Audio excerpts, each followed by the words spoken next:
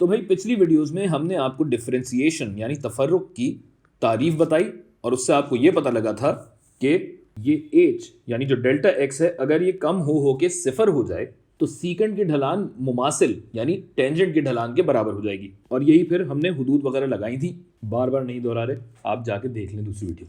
इस वीडियो में लेकिन हम एक सवाल करके देखते हैं।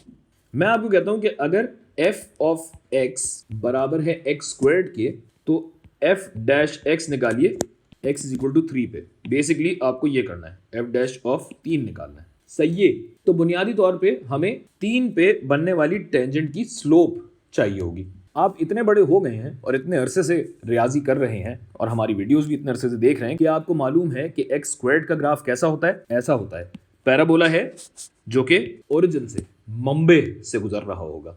अच्छा जी, तो अब बात यही है कि जैसा हमने यहां किया था कि हमारे पास एक पॉइंट होगा, इससे कुछ फासले h पर दूसरा पॉइंट होगा। तो यही है, 3 है और 3 से कुछ फासले h पर 3 प्लस h है।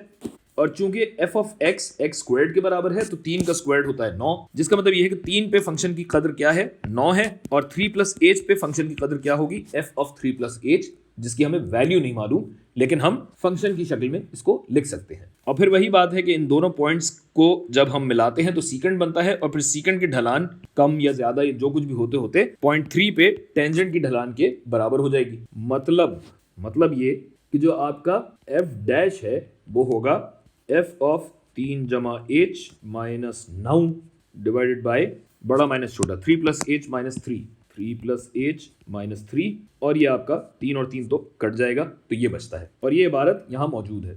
अब h अगर सिफर की जानिब बढ़े, कम होता जाए तो ये हद होगी कि तो हद हमारी ये बनेगी कि h सिफर की जानिब बढ़ रहा है।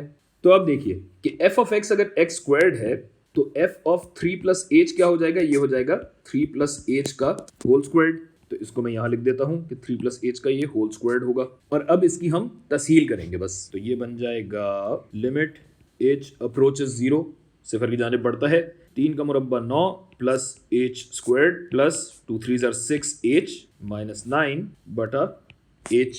तो अब यहाँ क्या हो रहा है कि 9 और 9 कट गए, h स्क्वायर्ड प्लस 6h बचा, जिसमें से मैं h को कॉमन ले सकता हूँ। तो ये मैं यहाँ लिखता हूँ h प्लस 6 बटा h, हद भी तो आएगी, लिमिट h अप्रोचेस सिफर। तो अब क्या हो रहा है कि h और h कट गया और हमारे पास बचा h प्लस 6। तो जगह बचाने के लिए जरा मैं यहीं पे कर दूंगी।